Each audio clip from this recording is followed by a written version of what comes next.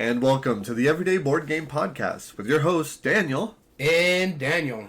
Daniel, good afternoon. How's it going? I actually decided to be nice today. It's kind of a somber day. Yep. Yeah, we're going to be talking about something here in a bit, why I say that. But, I mean, that aside, remember yourself back in the day when you used to take, like, the state testing? Oh, God. So I'm an educator, and I teach elementary students. And we have had testing. It just started today. And I'm pretty much kind of the go-to, like, fix computers kind of thing. Oh, boy, today was a day. I was there for, I want to say, 3 extra hours total yesterday. Mm-hmm. Was I there throughout the whole lunch? Probably. But I was there for an extra 3 hours just setting up stuff, getting it ready. Like, and I'm sure there were people there more than I was, and that's not my normal style, but man, I'm kind of tired. I hear you. This is all caffeine. I had to. My insomnia was kicking in last night, or actually I've been kicking in this week. I haven't been sleeping too well. But last night, with my wife being on call and me having insomnia, I'm running at about 4 hours sleep. Oh, no. I went to bed around midnight last night. My dog woke me up at 1 because I had to go outside. Of course. Then my wife got called out around that same time, so I'm already kind of awake, and I think that's why the dog needed to go out. Yep. I couldn't fall back asleep, so I had to go get something to help me sleep. I grabbed a melatonin. So I waited for it to, take effect, and I forgot my wife got called out, mind you, because it's middle of the night and I can't see. I don't have my contacts on or anything like that. So I'm just sitting there, I'm looking at my phone, trying to get stuff to get tired. Next thing I know, I hear my door rattling. And I almost got into a slugfest with my wife because she was coming home. It scared the crap out of me. I mean, you can't be going and doing that. She's going to destroy you, and then we won't be able to film the podcast. That's the problem. So there was that. And then she got called again at like 6 in the morning. Uh-huh. So I had to take care of the dogs early in the morning. So I was trying to sleep, and I just couldn't get back to sleep. So I'm running off about 4 hours sleep. So I made some cold brew coffee yesterday, which is like concentrated caffeine. So it's about 3/4 cold brew and about 1/4 of almond milk. So what you're saying, quantity, quality. Well, not just that. This is concentrated caffeine. You're not supposed to have that much. I'm probably going to have heart palpitations during the episode. Oh, goodness. Like, you know more about medical stuff. I'm basic first aid. I could probably keep it from dying too fast, but... Well, my wife is in the other room, and she's got BLS certification, so... well, then we'll just call her then. No problem. When I was BLS certification, I'll tell you what to do. Right. Call 911, that's all you got to do. We don't have an AED in the house, so they can't shock me back into rhythm. I'm sure if I would rub my socks on the floor strong enough, maybe I could pull something off. Maybe just take a balloon. But yeah, it's been a week. It's been a week, and on top of that, we're in our windy season, like really badly right now. Oh, speaking of which, because of the windy season, and I just got back from LA about 3 weeks ago. All that stuff is starting to mess with me. I just got a massive nosebleed today, and it was so annoying because it would not stop. He loves that game. I haven't played it yet. Yeah, so Illuminous bringing up Scout. Yeah, right off the bat. Oh my goodness. Yeah, I really like Scout. Every time I play it, it's so good. Man, I'm not gonna get into it. You're gonna get me started. I can't do it.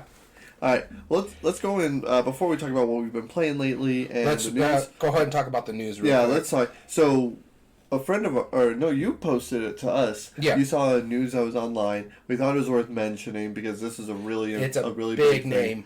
Klaus Teuber, the designer of Catan, he passed away today. 70 years old. 70 years old. He lived a good life. Yeah, no, and then he revolutionized board gaming. In all honesty, when you think about like board gaming, people think of two games: Monopoly and Catan. Yep. So your modern Euro players, the hobby game Catan is the game that got a lot of people into it. Yep. And so I'm not a huge fan of Catan. I'm fine with it. I actually like Starfarers of Catan more.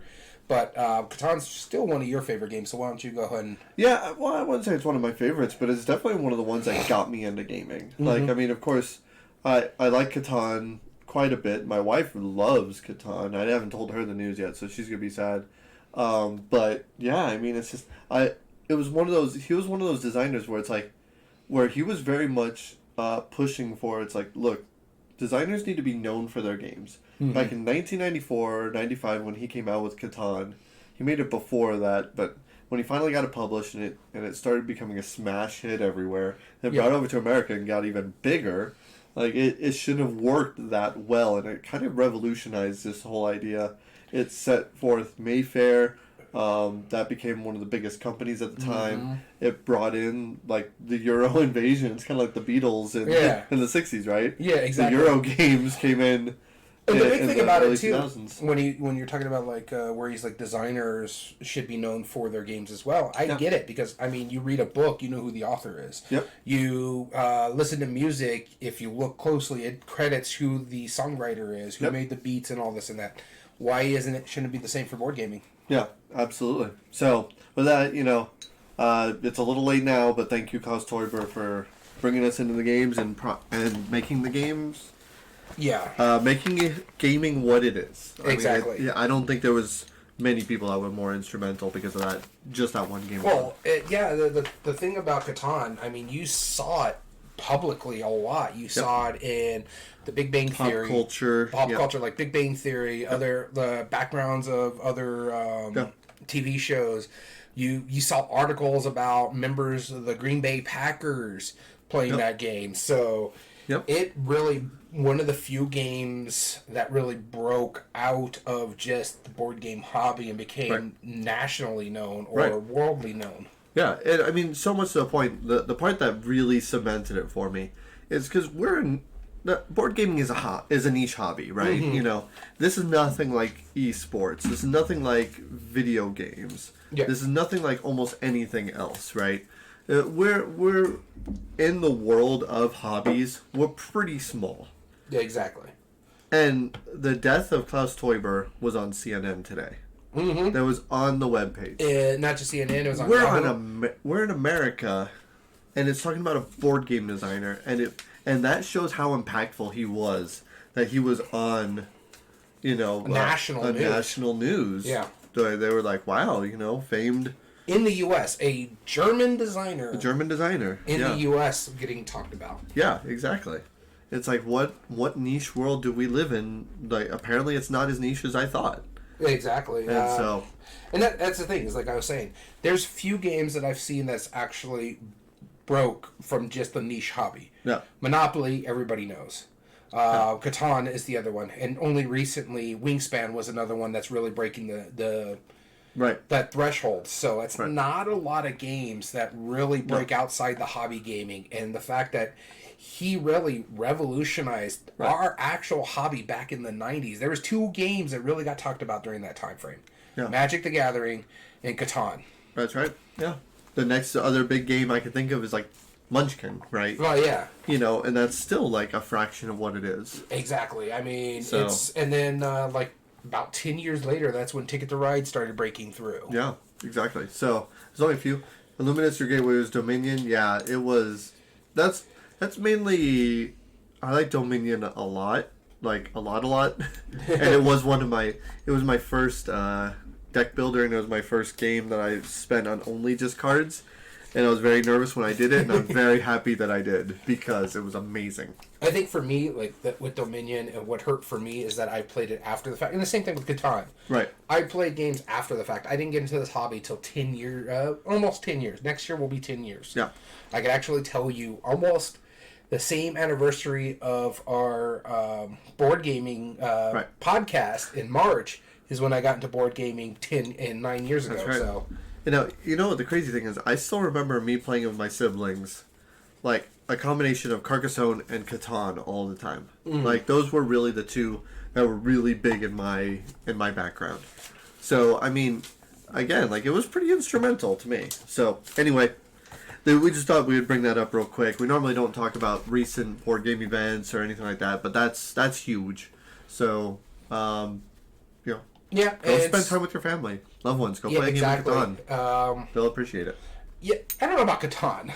It's not everybody's. Go play Catan. I mean, it's not everybody's favorite, but it will. I think a lot of people who've never played it, they'll appreciate it. Yeah.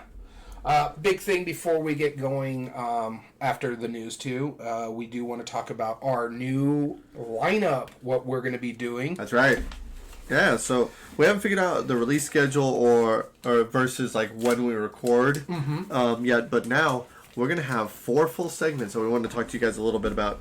First, each one of these segments will be a different week of the month. So the first one, every month that you're going to get is the top 8 debate. We found that we were lacking a little bit on that last year. Yeah, we'll get to that here in a minute. Then the second week every month will be our Chits and Giggles episode. Our third episode every month will be a board game breakdown. As always, we pick like game, designer, category, whatever, break down all the different ones.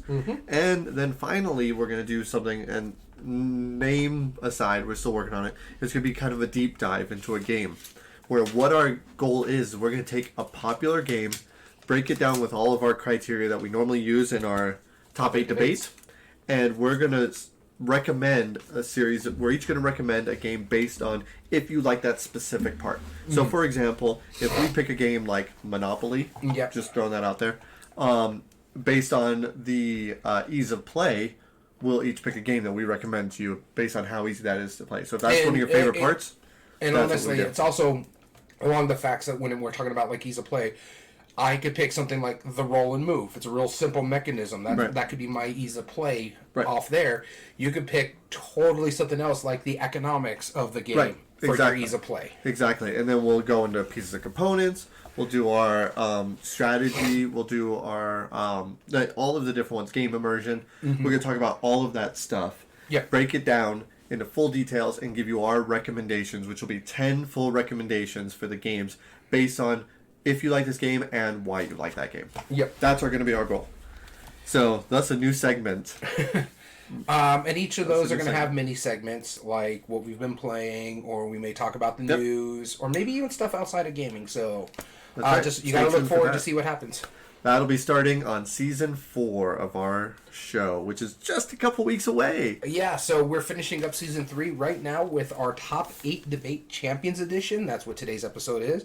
And next week we finish off our 3rd year, running a little late because just we wanted to get everything worked out.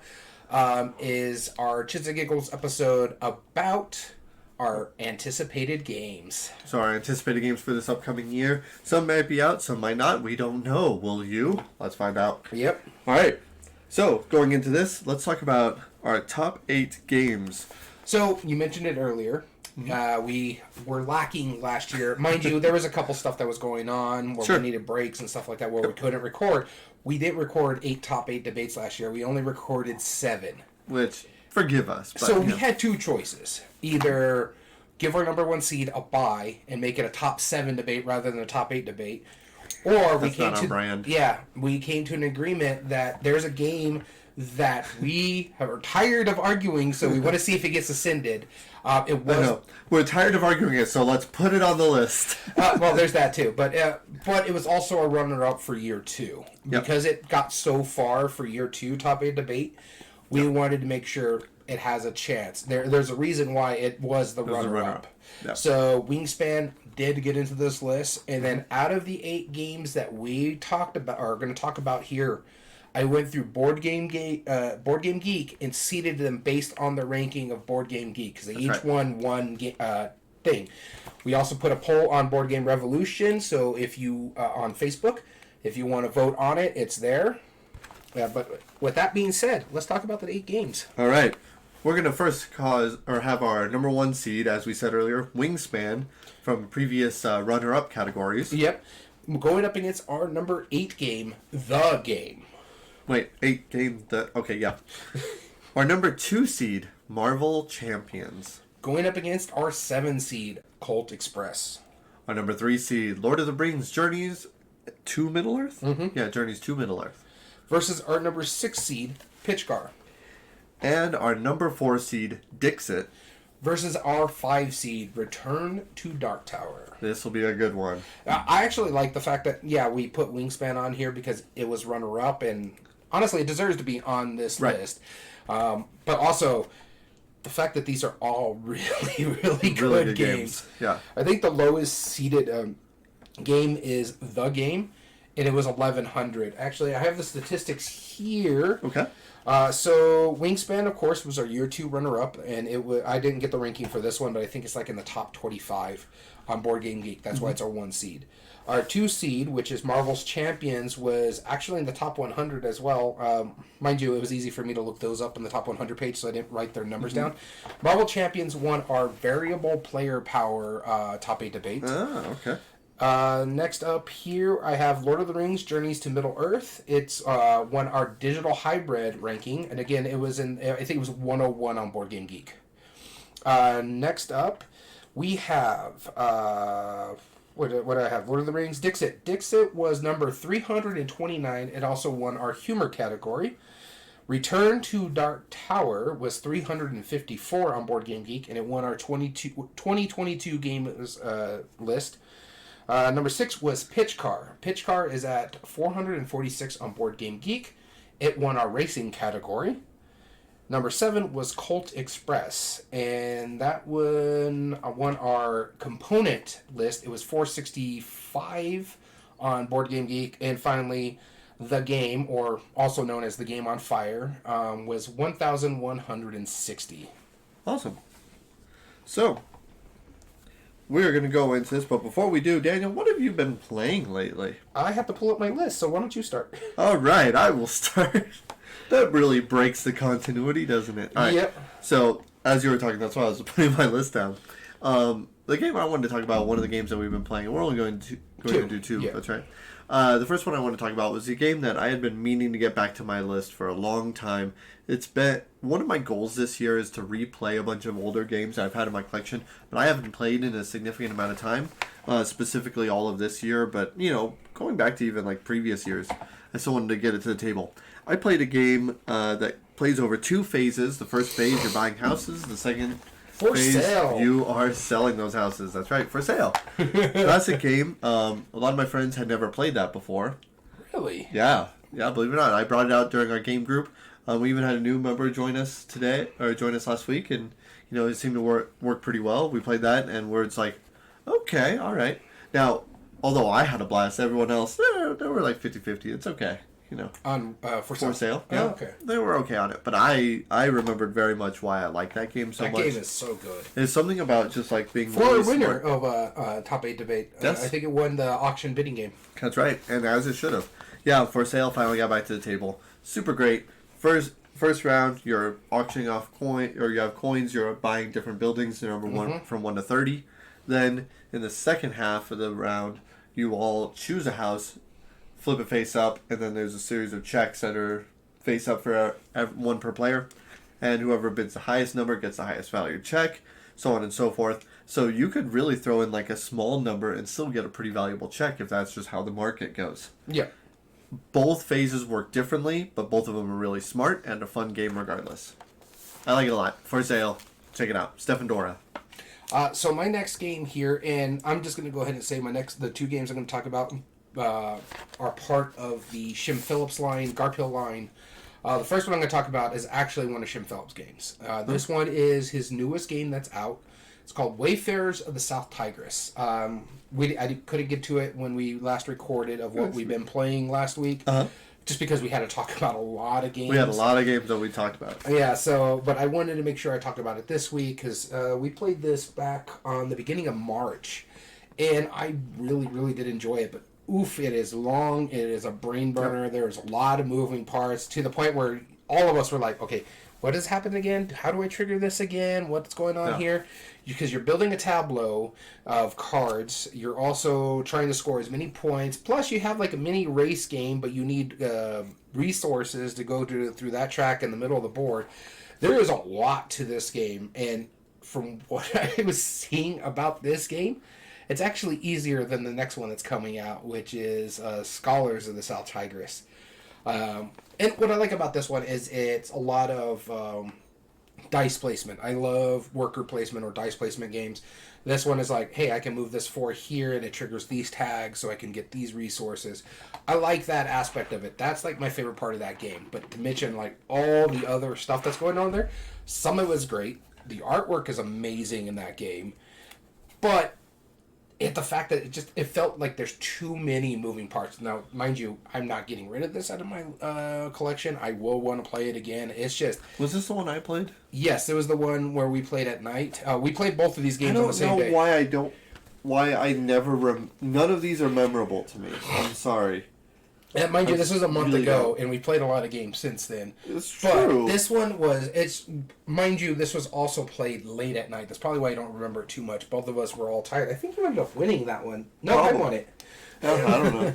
But I like this game. You'll probably have to play it again. Oh, yes, okay, I remember. We're building the panoramas. Yeah, the panoramas. Okay. Yeah, you have the land side and the sea side, and then you have the space side over the top. Mm-hmm. And it has all the different tags and stuff like that. It was fun. I liked it a lot. But like I said, there was a lot of moving parts with this game. Yep. To the point where I need to play it again just to see if I understand it still.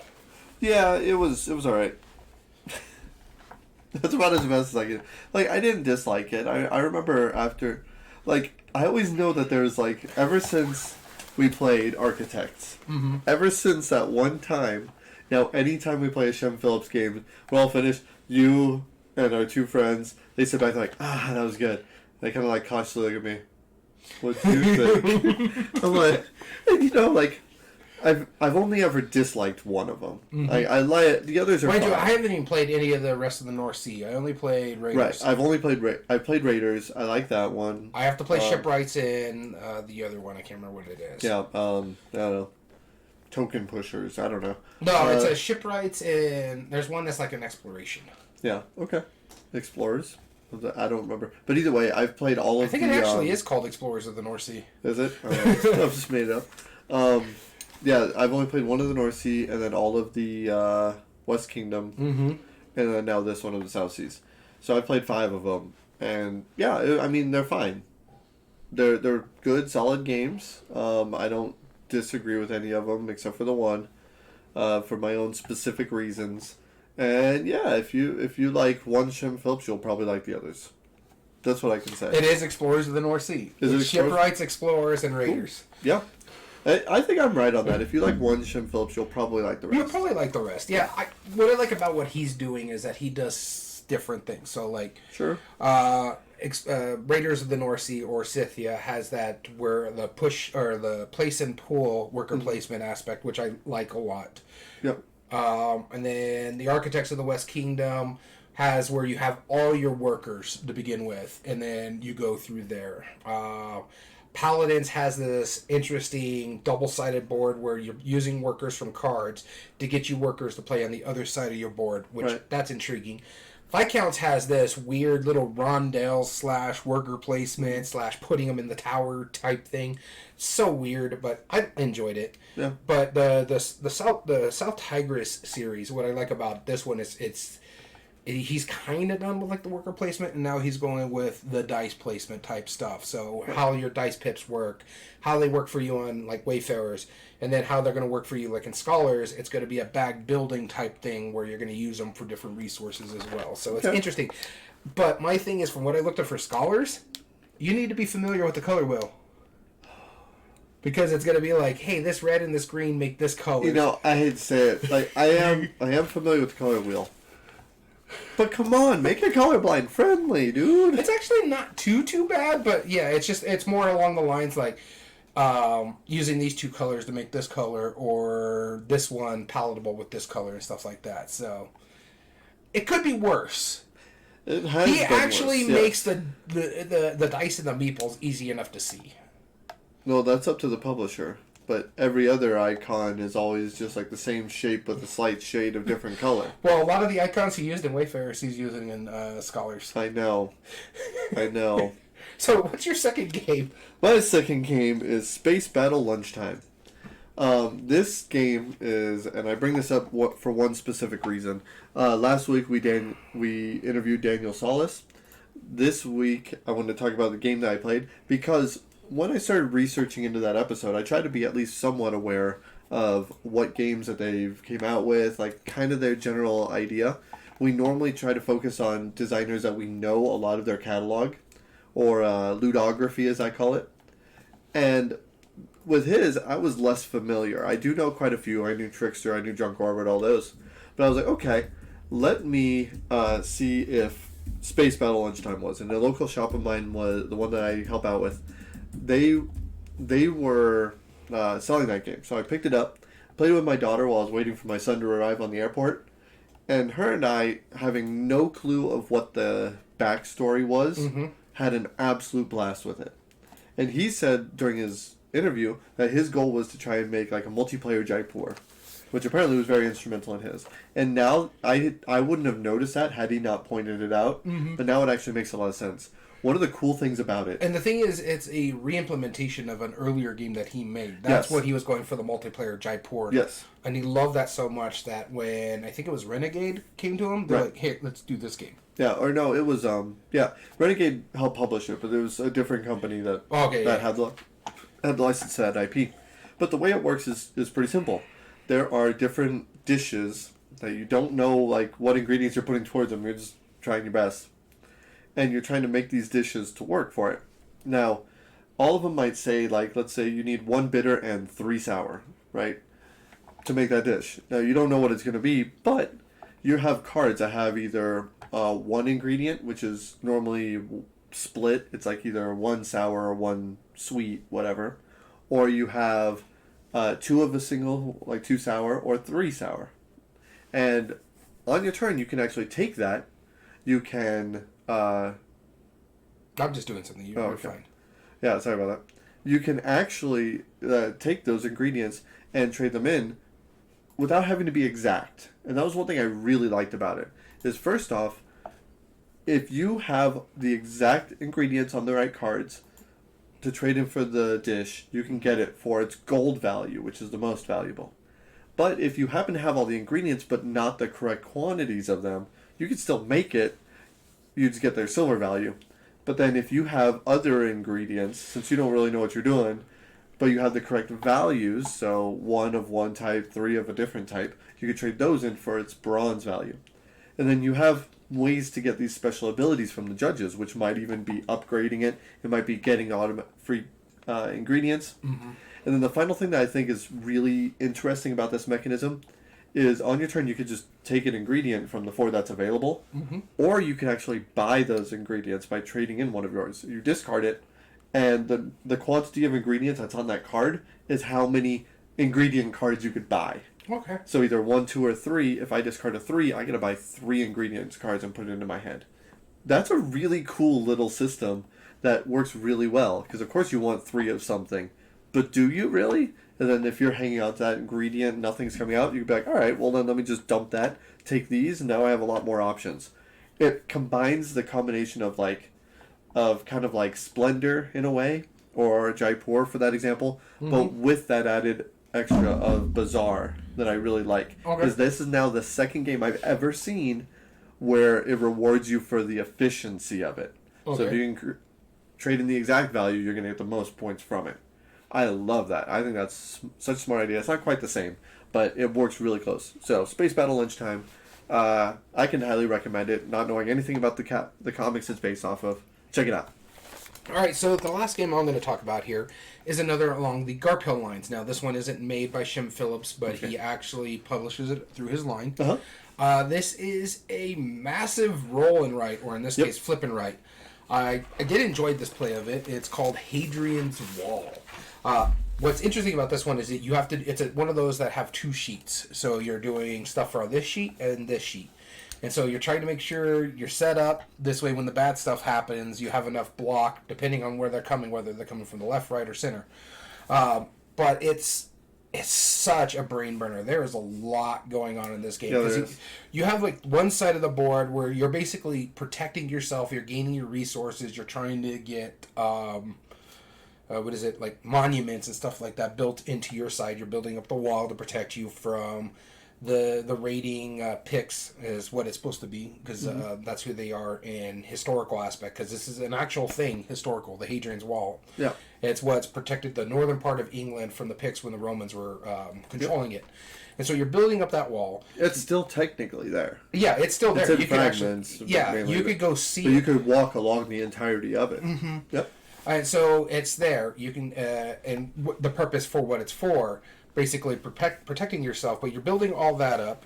Hadrian's Wall, you're building up one side of the wall, you're also trying to get your monuments, but then on the other side, you're playing with the troops, so you're trying to either build up your military, or you're trying to build up or get good with...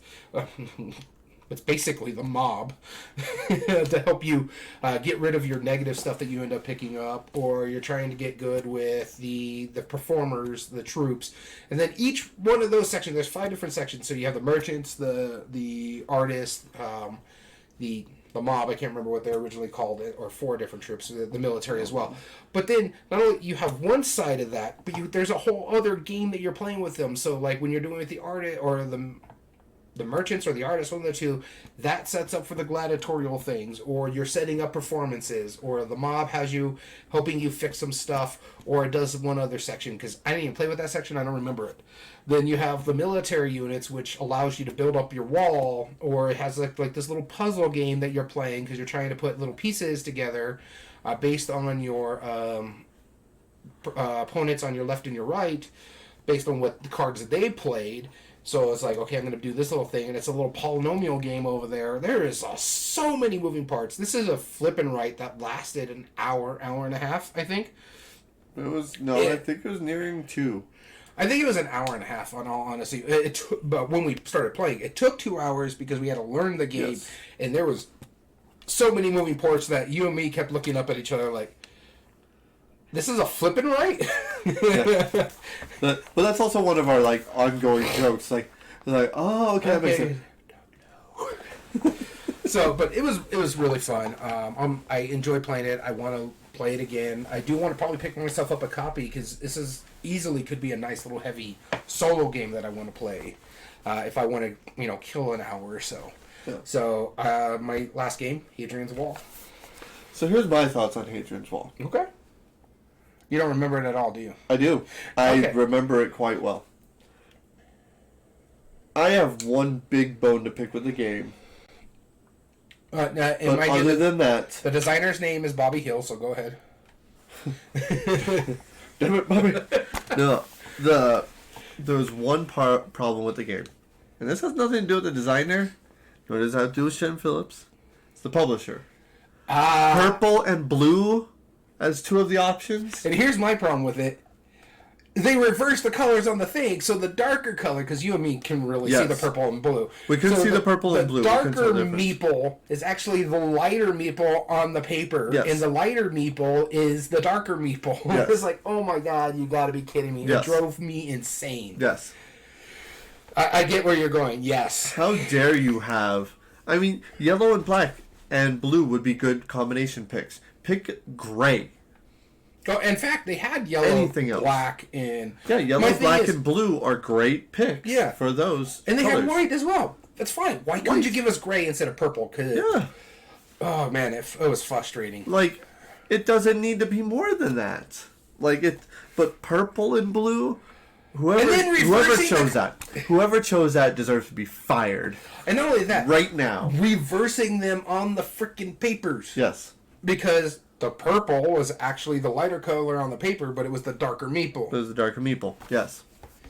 Oh my god, it drove me insane. Yeah, that's why it took us 2 hours. Because you and me it's like, this is the right meeple, right? Yes, you use that. We both had that same thing. It's like, all right, so I see where the black meeples go. I see where the white ones go. And the blue and the yellow. Cool, that's everything. And they're like, all right, do you see where the purple goes? And we was like... There's purple? What? What are you talking about? I see the blue. Is that what you're talking about? Like, because I've made that mistake before. It's like, oh, here's the blue. No, it's actually purple. Oh, okay. No. I found the blue.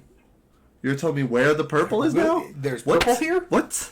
How dare you? How dare you? And again, my big thing is like, the purple meeple... is the darker meeple, but it's the lighter meeple on the paper. So I'm like, okay, this is the light one. It matches it. No, that's blue. But it's light. So you just had to remember that. No, but other than that, for being super heavy, like flipping right, I actually really liked it. It was fun. Genuinely fun. Yeah, I had fun with that one. And then right after that one, we played Wayfarers. I mean, if I had to pick between the two, definitely, I mean, without a doubt, Hadrian's. I don't know what I would pick over it. Oh, Hadrian's Wall in a heartbeat. Because I really liked a lot of the stuff that was in Wayfarers, honestly. I just remember playing it late at night. I want to play it when I'm not so tired. Yeah. Yeah, exactly. I mean, that was a factor. And like I said, it was fine. But Hadrian's Wall was memorable. Very memorable. So, good job for Bobby Hill. I'm glad you're not just known for the TV show. That's good. That was such a dumb joke. I'm sorry. The actual designer, you're probably an awesome dude. I'm just pulling up the poll real quick. Right. So we're going to get into this episode now. Now, again, we went over the top 8 earlier. We're going to start debating them here in a bit. And because this is our Champions Edition, I brought this special coin, even though we introduced it last week.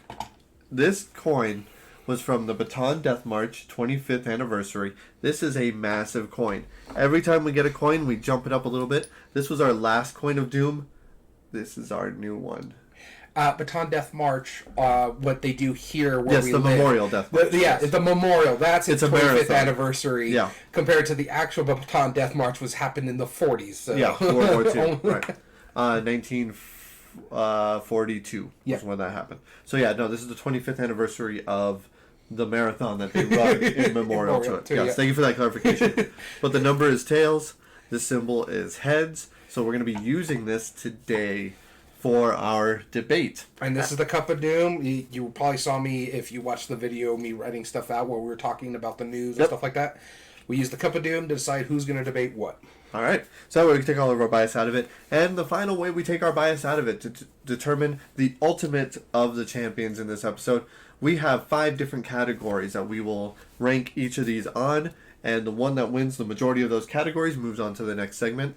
The first category of which is ease of play, which includes the familiarity or simplicity of the mechanisms, the likelihood to get it to the table, whether it's theme or mechanism, and detriment to it is prone to analysis paralysis. That is a bad thing. The one that's less likely to be prone to that, normally a better option. Our second criteria is replay value. This is the length of time and how it scales based on player count. Yep. As well as the minimum number of plays to get the full experience. If you're playing something like chess, you already know how to play it after one game. Right. Doesn't mean you're really good at it, but you already know. Or if you're playing something like a campaign style game where you have to play a set number of games to get the full experience. As well as expandability. This, the way we do it, it's already existing expansions, up to 1 possible future expansions, or expansions that are confirmed by the designer or publisher. That's right. And then the next category we have is meaningful choice, impacting other players' strategies, being able to impact your own long-term strategy, and the lack of arbitrary choices on the gameplay, whether that means if you have no good options sometimes, or if you have too many good options, then making your choice less valuable every time you choose it. And I'm just muting some conversations with my family before they decide to start texting us while we're in the middle of the game. The next one here is game immersion. This one we added something different compared to what we used to be doing, and that is the big thing is the game fun to lose. Next up is player interaction. This includes table talk, role-playing, getting into the game, which leads us to our final criteria of this category, memorable moments. What are those things that are going to make you stand up and shout out in front of an entire crowd? Yep, and then we have finally art and productions. The art, the graphic design, and the pieces and components. We take a look at all 3 of those different parts. Art is obviously subjective. But sometimes pieces are pretty obvious whether they're better quality. I just saw a review from the Dice Tower where they took a very anticipated game and knocked it down because the pieces were so small, the graphic design was poor, and they dropped it quite a few number of ratings lower because of that alone. Yeah, I mean, we do that We all do the time. same thing. Yeah, so that what I'm saying is they stole it from us. No. And finally, when it all comes down to it, the most important thing for us, if we can't come into an agreement, and if it somehow becomes a push with those 5 categories, we go to the fan vote. They are our tiebreaker. Whichever one of those 2 games is highest voted on, moves on. Okay. Are you ready to begin? I'm ready to begin. You want to flip the coin of doom? That's right. Here comes our first flip of the Champions. Oh, by the way, let's explain Champions Edition because this is special for us. This is the end of our 3rd season. This is our 3rd Champions Edition, where we've taken all of the previous years. What's going to happen to the winner of this debate, these are all previous winners of previous debates. And the reason why we have this Champions Edition, mainly because we're sick of talking about the games, but they will be what we call ascended, and we will no longer debate them from that point on. It doesn't mean we have to stop talking about the game. No, we still but will. They will never be in the top 8 debate again until, say, we go into 8 years and you can hear my dog barking in the background. But the fact of the matter is, after 8 years, maybe we'll define who's the definitive champion. But there's 2 games on our Ascended list as of this moment. That's right. My personal favorite game and one of your favorite games of all time. That's right. Gloomhaven and Pandemic Legacy Season 1. So the winner of this debate will join those for the highest rankings of the Everyday Board Game Podcast Ascended Top 8 Debates. The champion of champions. Here we go.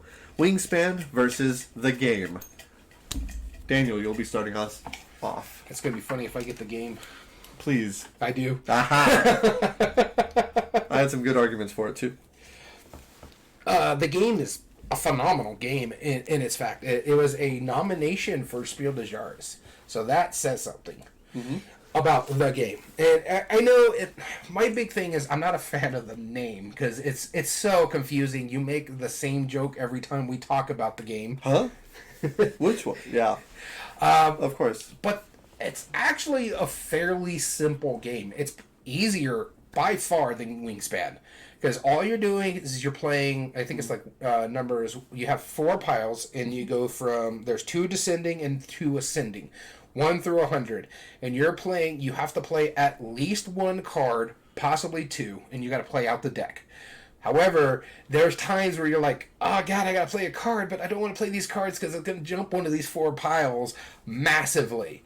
Yep. And there's ways you can trigger, like, say, I play, someone played a 35, which jumped it. I'm like, don't worry, just don't play there, I can fix it. Yes. And then I play a 25, which jumps it down, and I follow that up with a 27. Because you can always play a 10 in either direction, in the opposite of what it's going for. Yeah. Meaning if it's in the ascending pile, you can have 10 below the previously played card. Yeah, and so it works, and you're talking, or you're kind of talking, but you got to give limited communication as well. Yes, you cannot say what number you have. You have in your hand, but it's like, don't play in that pile. I can fix it. Yep. But the other person is like, I'm sorry, it's the only place I can do without screwing everything else up. Yes. So it's just like, I love that tension. I love that aspect of the game. There's several copies of this. You can have the one that you have where it's like the game on fire. All the cards are fire. I have like the Target one where it's like flowers and like abstract art to the card. But it is, for as small a game it is, they just made a duet version of it. It's a head-to-head version, and they also have the game Quick and Easy. Yeah, so there's a reason why it has all these variables. Yeah. It is a phenomenal game. It's really good. It deserves to be on our list. I just don't think it's going to go very far. Well, we'll find out. So the game I'm going to be arguing for is actually one I haven't argued in about a year, so I'm less sick of it. But it is Wingspan. And I mean, when this game came out, oh my god, there was about 2 or 3 years where people just wouldn't shut up about this game. They still don't shut up about it. And they still don't. And the friend of the podcast, Jamie Stegmeyer, who was kind enough to join us, you know, I have a lot of respect for him and his company and really what he does. Out of all the games he publishes, that's one of my least favorite.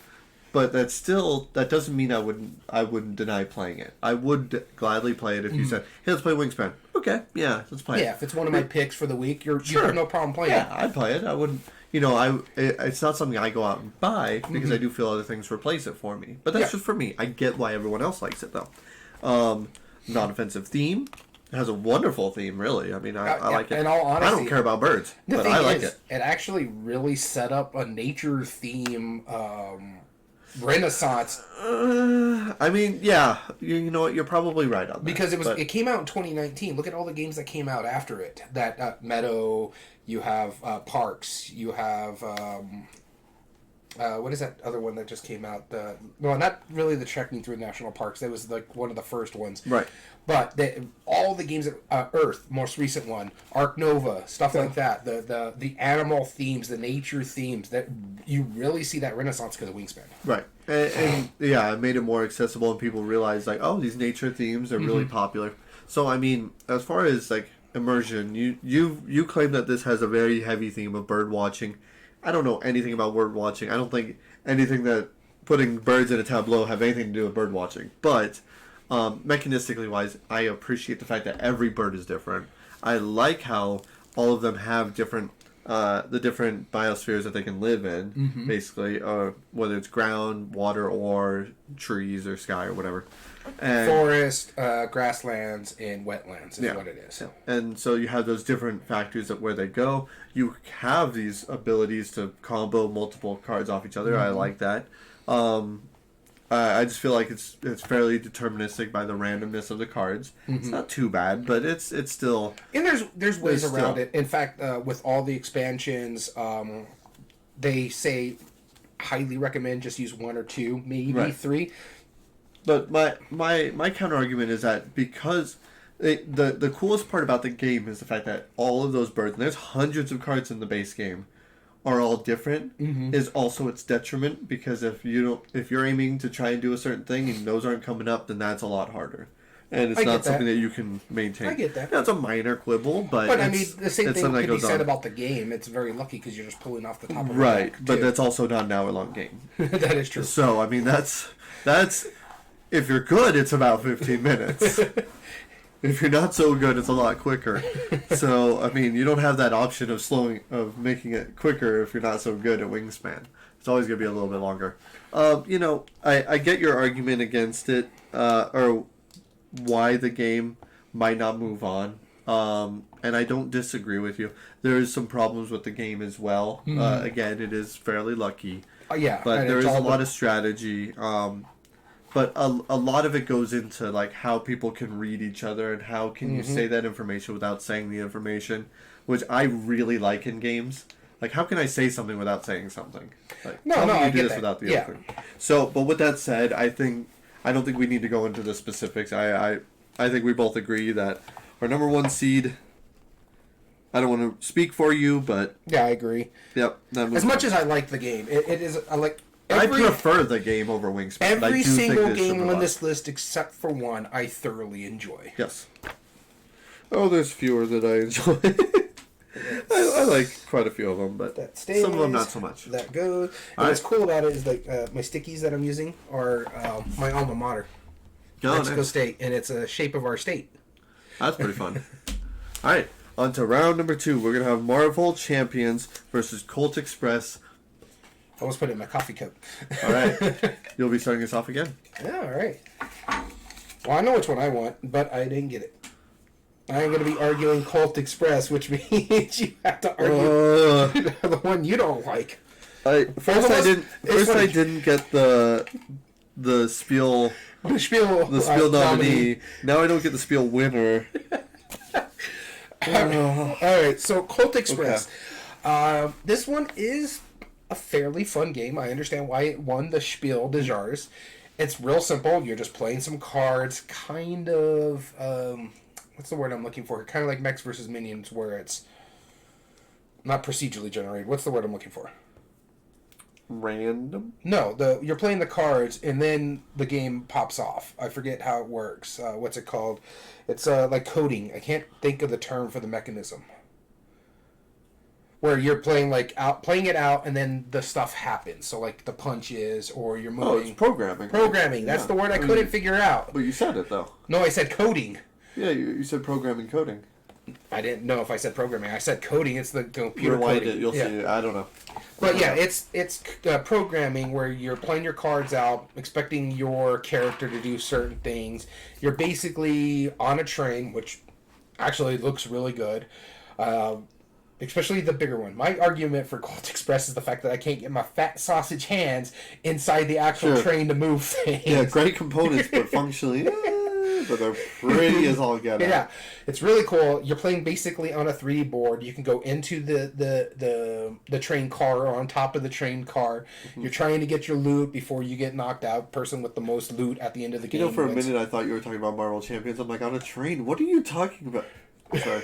Colt Express. No, I know. I'm not used to you arguing for Colt Express. I know. That threw me off so bad. Keep going. Sorry. But yeah, it's fairly fun game. Again, it's not. They just made like an extra large version of it not too long ago, where you can actually get your hands into it. So I need to play that copy. But or no, it wasn't an extra large one. It was a flat one, isn't it? Where so, Super Colt Express, the card game. Yeah.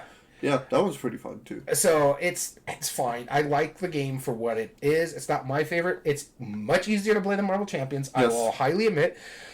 Was there an expansion for it? I can't remember. Yes, that's right. Quite a few. Yeah, there's at least 2. My only extra my thing is like they give you there's an expansion where you can jump off of the train onto a horse and ride along the train.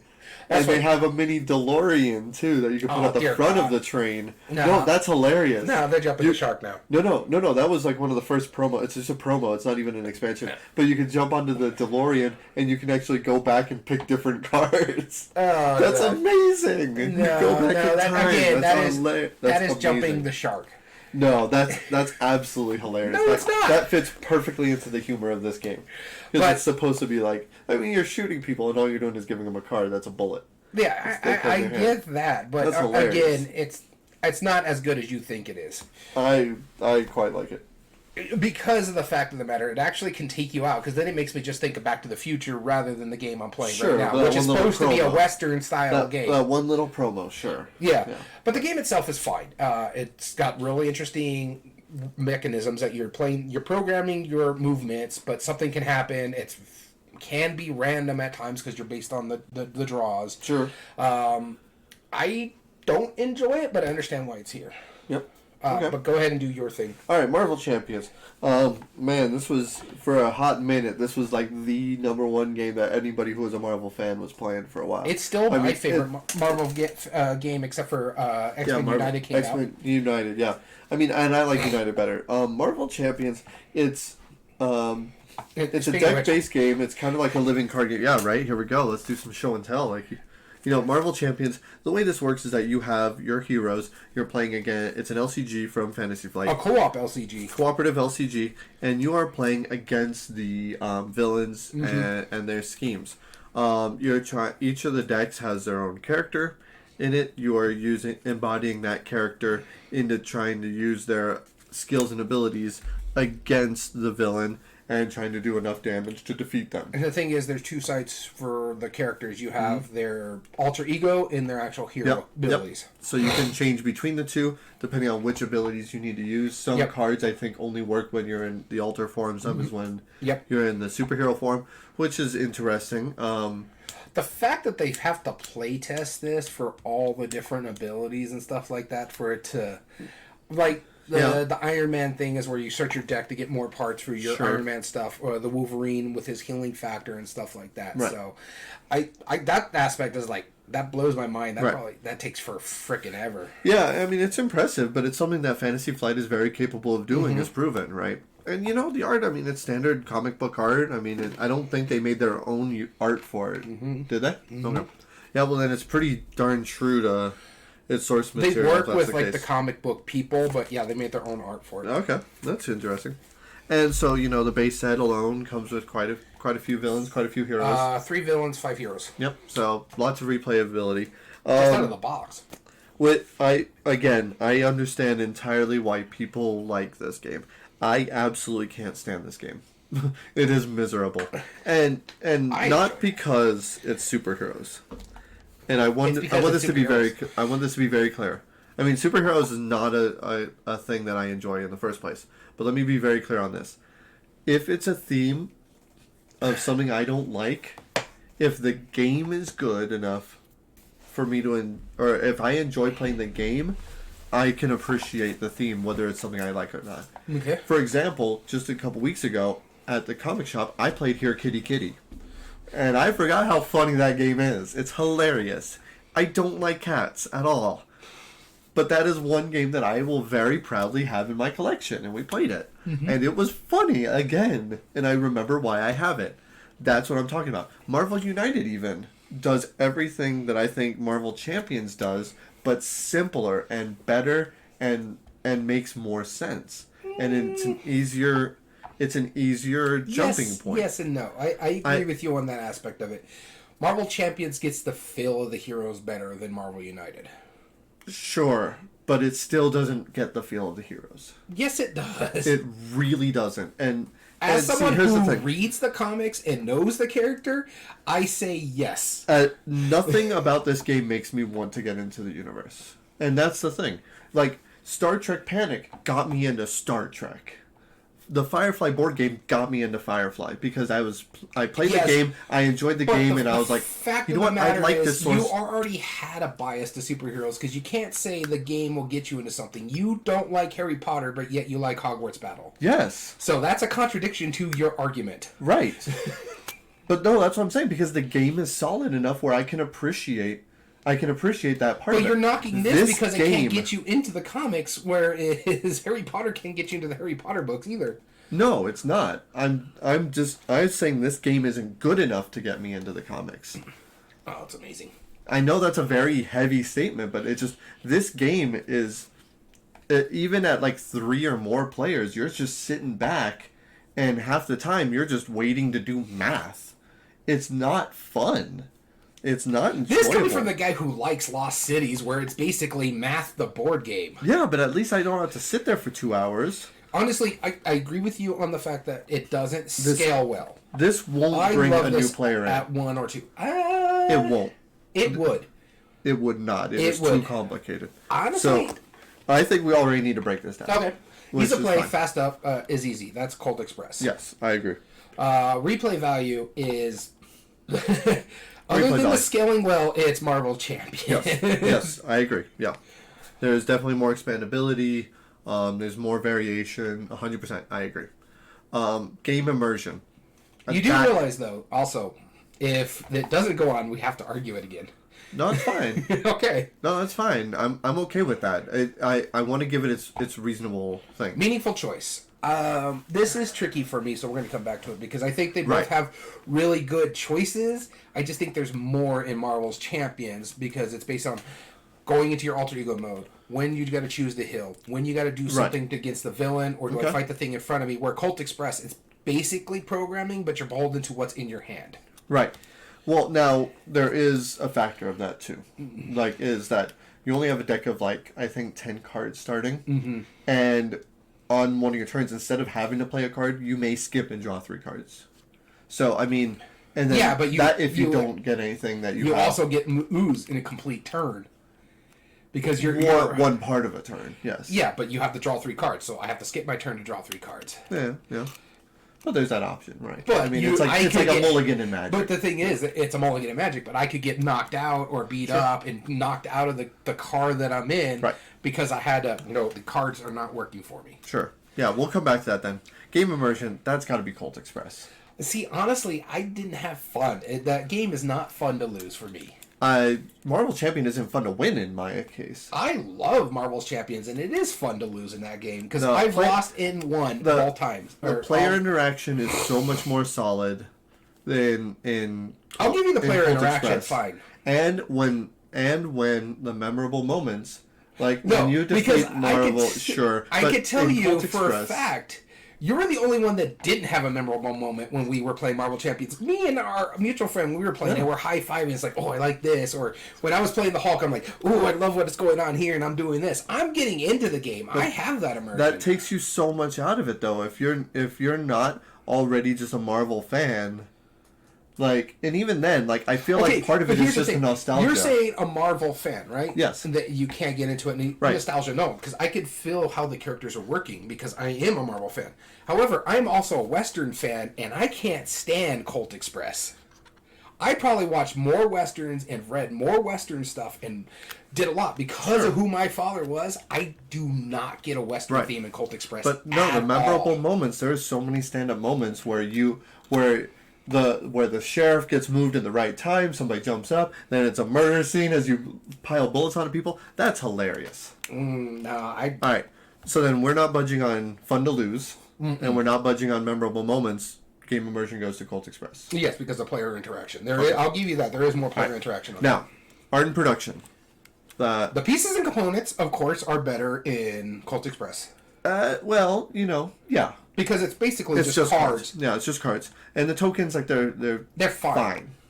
The art, that is again, really good. I don't care about superheroes, but I do appreciate how good that art is designed. great, honestly. Although I do really like the art in Colt Express. I think it's fun. I'm fine with it. It's pretty good. It's too. It's not really cartoony, but it's just, I don't know. It doesn't really draw to me. But these are still sealed, right? Yeah, those are sealed. I can pull. It's right behind you where you can grab. No, that's fine. I'm just thinking of the graphic design. It's icon heavy, but it's easy enough to read. It's not really that icon heavy. It just has some. They have a board though where like different colors appear, right? Like the little, it's like a little scale thing. For what? That one? Marvel Champions, yeah. No. Which game am I thinking of that has that? I have no clue which one you're thinking of. Because Marvel Champions, it has three things. You either attack, or you deal with like the schemes and stuff like that, or it allows you to draw cards out of your deck to pull up cards for your deck. And the only thing you have is like, okay, for me to play this card, I need to pay it with these resources, so I use these cards to pay for this action. And so it tells you, it's like you got to pay with, I think it's like justice or power, and then 2 other wild. So it's like, okay, this is like 3 powers. I'll just discard this card to play this card. Okay. So that's why it's like that graphic design doesn't bother me because I know it. Yeah. Although I do think the graphic design in Colt Express is actually a really nice high point because all of the cards that you play are just your color and it has a photo in the middle or a picture illustration in the middle, and it has the single icon what it is, and the $sign, the gun, the fist punch, the sheriff badge. Those are all real. I mean, they're supposed to be simple, but they're very, very solid as to what they do. Honestly, I have no problem calling art and production a push. Because pieces and component one way, art the other way. In graphic design, they're both fairly good graphic design. Yeah. So it goes down to meaningful choice. Okay. So impact on other player strategy. In Marvel Champions, you have to play well with your teammates. It's like, okay, you are locked up with this guy. This guy's the actual villain is scheming a lot, and then sometimes your personal I forget what it's called in there, but your personal crisis card will come up every now and then, and you have to deal with that as well as the main scheme. So there's a lot of choice where you have to work with your teammates. Colt Express, it's there too, but it's more so along the line of how you're going to program your thing. But if the sheriff moves and it just knocks your program out of the thing, it can be lucky based there. Right, and then like when you go through tunnels and play it face down, that's the chaos variable. It sure is fun and exciting. Yeah, but it's not meaningful choice. It's an arbitrary choice that can impact the game. So. I do feel that the only one of these that I would give to Colt Express is other players' strategies, and that's because you are direct. The only way you can win is by directly impacting the other players. I agree. And I don't think like it is a game that is designed to be quote unquote mean by either punching or punching them or shooting them or whatever. But really the detriment to that is not that bad. Like for the most part, I mean you're stealing gold, but it's just like this big like free for all kind of thing where you bounce back and forth. Like I steal gold from you, okay, well then you're gonna do it for me, and then it's not like. It's not like, oh, I steal a goal from you. Well, now I just lost. It's like, no, that's the point.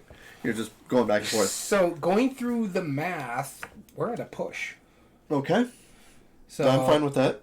We're gonna go over here. I do feel that both quick those factors, refresh here. And Marvel Champions at 20%, and Colt Express has no votes. Okay. Fair enough for me. Hey, we went as fair as possible. Yep. All right, moving on to our 3-6. Yeah, all right, so that was number 2. So Marvel Champions. All right. Oh, wait, this one.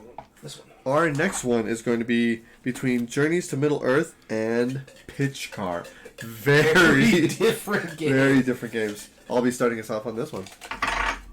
What's interesting is when we're going to argue, you're getting Lord of the Rings. Okay. Is when we get to art and production because... Yeah. One actually has art. Wait, I mean they screen printed the pieces on Pitch Car, but is that it? I think they screen printed the cars onto the discs. Real art, yeah, exactly. Yeah, real art.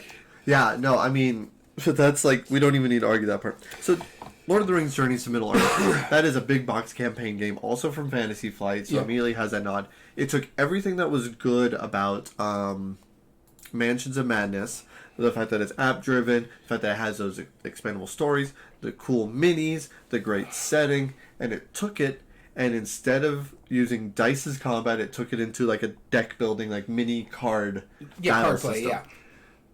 Immediately, if you like fantasy, this is, and you want something super immersive, this is the game. It's really good. There are some of these categories are in production. That goes to it immediately. Yeah. They're no longer on his radar. Oh no, I gotta ask Illuminus, what happened to FFG that they're no longer on your radar? Oof. But yeah, Lord of the Rings Journeys to Middle-earth. This is how memorable this game is. I've played it once about 4 years ago. Yeah, it wasn't that long, but yeah, it's close. Yeah, or 3 years. I think it was like 2019. It was before COVID, the lockdowns, and this is 2023 that we're filming. And we still remember it, so and I still very much remember and fondly remember. And I'm not the biggest Lord of the Rings fan. I do like it. I love Lord of the Rings. Yeah, this is just such an immersive game. It's so silly in like some of the things that you're doing, because this takes place between The Hobbit and Lord of the Rings settings. Ish. Yeah, you know, what can they do? But then they took that. I love that little change of the combat system that they did to it. I don't remember exactly how it works, but I do remember it's card play rather than dice play. Depending on, well, you play the cards, and then depending on the card, what kind of attack you're doing, you flip over a certain number of other cards. There is only ever one. There is one problem with the miniatures and the app combination. And I don't know if they've fixed it in the past 3 years. I'm assuming they have. But when you have like multiple of the same enemy in a spot, and you're attacking that enemy, you don't know, like, and you do some damage, but not all damage. You don't know where that enemy is or which one it is. Yeah, it's in so if shadows. they move to a different spot, it's still a little weird. You don't know that. I have one problem with the Journeys of the Middle-earth. Which is? I'd rather play Arkham Horror. It's in the same system. I'd rather play the what is it, Mansions of Madness? Mansions of Madness, yeah. Compared That's to this fine. one. I'd rather play Lord of the Rings myself. I'm okay with Arkham Horror and all that setting. Yeah. Doesn't bother me at all. It's just, I like fantasy better than I do horror. I see. At least for the longest time, I thought I liked fantasy more than horror, but just more and more, I get more into the horror aspect of it. I love, you know, that what's around that corner. It gives you more of the tension than, okay, I know that warg went over into the fog of war. Right. Exactly. So, yeah, we'll take it at that. Illuminus, let's see here. Oh, everything went down after they killed my Netrunner. And he thinks War of the Rings card game is better than Journey to Middle-earth, which is fair. But the problem with the Journey or the War of the Rings card game, it's a 2-player game. We don't get 2-player games played all that often. Right. Yeah. That's fair. And he'd rather play Descent, and he thinks that's a bad game. Now, Descent 3rd Edition, I heard, is a pretty bad game. I don't know about the second edition. Was pretty fun. Yeah. I liked it. But yeah, overall, I like Journeys to Middle-earth, and this is one of the few games I don't own on this list that I would probably... I've still, every once in a while, thought about, like, yeah, I should pick that up. It was pretty good. Yeah. And it's been that many years, and I'm still like, oh, you know, I would still pick it up. I mean, I would pick it up if it's on sale or something like that. But I honestly, for me, if I'm going to play that system, I'm going to go with Arkham Horror. Sure. Because I like that more. Right. It was fine. I had fun with it. And I am a huge Tolkien fan. I've read a lot of his book. Mm-hmm. I've read The Silmarillion. I haven't watched the new show because I'm just worried about it. My... with the Lord of the Rings game, it's actually a book game series. It's along the same lines as Princess Bride and Wizard of the Oz. Yeah, it's like an adventure book series. Yeah. Mm-hmm. But my argument for Pitch Car, and honestly, I want to say it's going to move on over Lord of the Rings because it's more fun to play. But Dexterity just has a very hard time moving on and stuff like this. Right. Because... as much fun as it is, there's not really a lot of game to it because basically you're just flicking something and you want to stay on the track as best as possible. That's the core of the game. You're flicking a stone around a racetrack and trying to stay on. Now, it is fun. It's probably one of the most pure fun game on this list because I remember when we played this game, we were just giggling and laughing, and then somebody would knock you off the racetrack and you curse them out, and just you have a lot of fun with this aspect of it.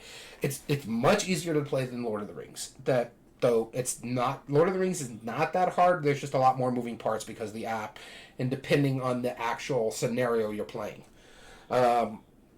It's, for me, that's easier because all it is you're flicking your thing and trying to stay on the track. The replayability, it's kind of a push for me on that aspect because based on the app play and based just out of the box, there's a lot of different setups that you can play for Lord of the Rings scenario based. This one's more campaign style. That's why it's probably going to win the replay value, just because it is campaign, so you're doing this to keep furthering along the story. Right. Where a pitch card, the only variability really is the different racetracks that you pick up. You can do, and it isn't even in the rule books, where like first person to make 3 laps will win the race, and then they'll get points, and you basically make a series out of it. So different racetracks gives you your points. Whoever has the most points at the end wins the series, in a sense, like what you see in most racing, like F1 or NASCAR. But there's that. So, but for me personally, the only reason I would like Pitch Card to move on is just it's much more fun to play. But honestly, as a game, it's not that great of a game compared to something like Lord of the Rings. Right. Yeah, I mean, it's tricky, right? Because we've had this debate before where we say, how does strategy compare to skill? Exactly. And I feel like meaningful choice, if you have a skill and you're able to enact that skill more, that is a meaningful choice. Because that is something that you are using to your benefit. Just like if I am able to strategize better than you, I should be able to come out on top in a strategy game. Yeah. More often than not.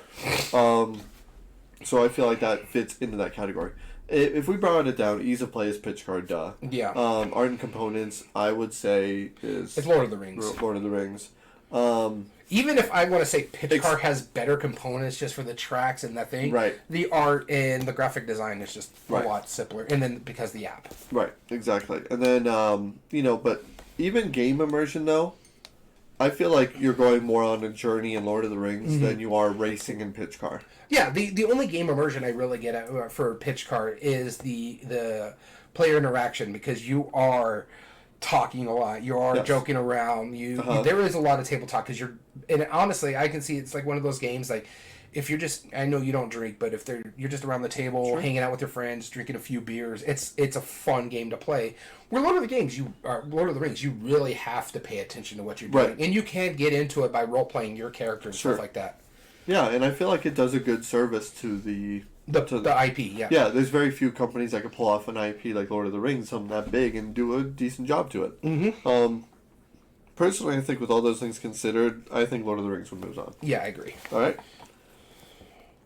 Lord of... I just put LOTR. LOTR. And that will move on against a game you do not like. That's right. And now our last one will be Dixit versus Return to Dark Tower. Shall we even debate this? And now I know which one I'm going to get, too. It'll be my first. All right. Of course I did. Of course I did. Let me tell you. This is the way this thing has been going all day. That's right. Dixit, let me tell you. It's a Spiel des Jahres winner. It has wonderful art. Really good art. And it was revolutionary for what it did. And it's funny because we had a whole conversation about this before we started. I'm struggling. And I'm taking my bias out of it because those are the 3 biggest things about it. Okay, it's I'll a give very you this. simple game. Dixit, ease of play. Ease of play, yes, done. Art and production, possibly. I mean, the art, yes. I don't know. The art's pretty nice in Return to the Dark Tower. It's okay. Yeah, it's good. Yeah. I mean, but Dixit's art would only work if it had good art, and it only does work because it has good art. Good art, yeah. Yes, I mean there's no debate on that. Now, pieces and components, that's a Return to Dark Tower. Let's be real. And I would say the graphic design too, because honestly, it's just nice art in Dixit. There's not really graphic design because it doesn't need graphic design, and you go around the board. But here's the thing though. There's never been a problem with color blindness. There's not a problem with symbology. There's not a... Now, I'm not saying that there is problems with Return to Dark Tower, because I don't think there is. No. But at the same time, It doesn't need the graphic design because that's the point. It's theater of the mind is what you're doing. So Dixit, for those of you guys who don't know what Dixit is, first it off, is relatively old too. It's pretty old, yeah. So the way it works is quite simple. You have a card, and you pick one of the cards from your hand, and you tell a story about it to everybody else who's playing. Now it could be as simple as telling an actual story, or just a one-word clue, or even just a noise where you go bang, and then just hope that they'll figure it out. You know, you can be as vague or as specific as you want. Mm-hmm. Now the thing is, you as the storyteller do not want everyone to be able to figure out what you're doing, but you want at least some people to figure it out. Mm-hmm. You want at least one person to figure out what you're doing, or else you don't get points. Right, exactly. So then after you place down that card, everyone else looks at their card, and all these cards are just beautiful, different, surreal imagery. Everyone else takes a card from their hand that might match your story. They're put into the middle, they're mixed up at random, and then they're dealt out for everyone to see. Everyone who is not the storyteller votes on which one matches the story. Now, if I was the storyteller, again, I'm going to get points if at least one person, but not everyone, voted for my card. Mm-hmm. So again, there's that little balance of saying, and if you're not how the do I storyteller, tell you without telling you? Yeah. You're also getting points based on who did pick your card rather than the storyteller. So if I'm the storyteller and you're not, anybody who votes for your card gets points as well because you match the story closer. Mm-hmm. And so you can kind of play that into it. And the cards are specifically designed where, you know, a lot of stuff can be coerced into others. A lot of them can be like represented in other ways. Mm-hmm. Like that's 100% the idea. Now, I do also like the fact that if you are the storyteller and your card gets picked by everybody, you're the only one that doesn't get points. Yeah, everyone else gets points. Yeah, because everybody who guesses the correct answer gets a point. So there's 3 different real ways to get points there, mm-hmm. right? And that part's okay. You know that the point system, it had to be there because it's a game and not just an activity, and it does it well for that. Now again, art is phenomenal on it, mm-hmm. and this was one of those revolutionary games where once this came out, people were like, oh, you can do that with games. And this only worked because the art was so phenomenal. For people who are not familiar with Dixit, it's along the same lines as something like Apples to Apples or Cards Against Humanity, where it's not a judge system, basically. Right. But one person is dictating what's going on, and then everybody's voting on it. Everyone else adds to it. Mm-hmm. Yeah. And so I like it for what it does, and I like the fact that it's a Spiel des Jahres winner. I do own it because I own all the Spiel des Jahres winners. If I didn't, I wouldn't own this game because I feel like this was one of those games that crawled walked so other games can run. Mm-hmm. Because almost every other game that uses this system, Similo, Mysterium, Obscurio, Muse, Stella, all of these games that use this system took what it did and ramped it up and for that it has my appreciation. Yes. So with that being said, Dixit, I could make a pretty solid argument for it to go on, but let's hear yours. Return to Dark Tower, it won our 2022 Game of the Year. It's such a fun game. And again, it's along the same lines of Journey to Middle-earth. It's app-based. So you have to make sure you do have the app. And the app is still in use, in a sense. But what I love about this game is just how variable it is. Mm-hmm. How you can pick the different monsters. You can pick the big bad. You pick the scenario, so it's saying, okay, we're going to do this aspect of it.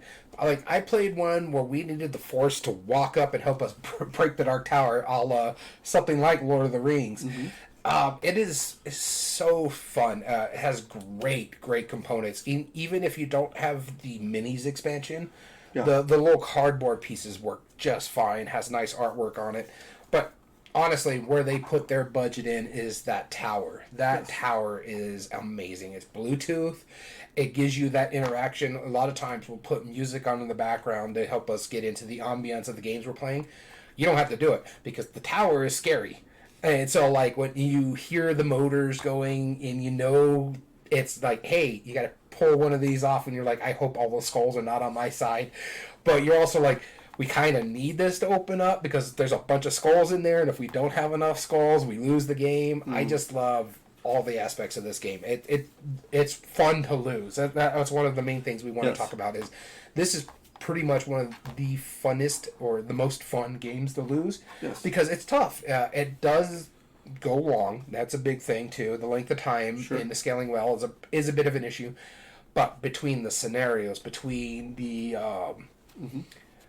role playing aspect. Okay, I'm the brutal warlord. So our friend, when we played it, he was the brutal warlord. He really got into it because his whole character is about like, I'm sacrificing you guys for we can win this game. So he's like sending all his people out there, and when you get to fighting the big bad, you don't know how many hits that thing needs. I love that aspect. I wish you see more of that in these campaign style games. It's just like, you keep hitting that thing, and then the app will tell you when it's had enough. Right. I'm like, oh, that tension is like for that best. That tension is like, oh my god, what is gonna happen? What is gonna happen? Oh, I love that. Return to Dark Tower is probably, well, it is. When we did our top 100, I think it's like my number 5 or 4 or something like that. Pretty close.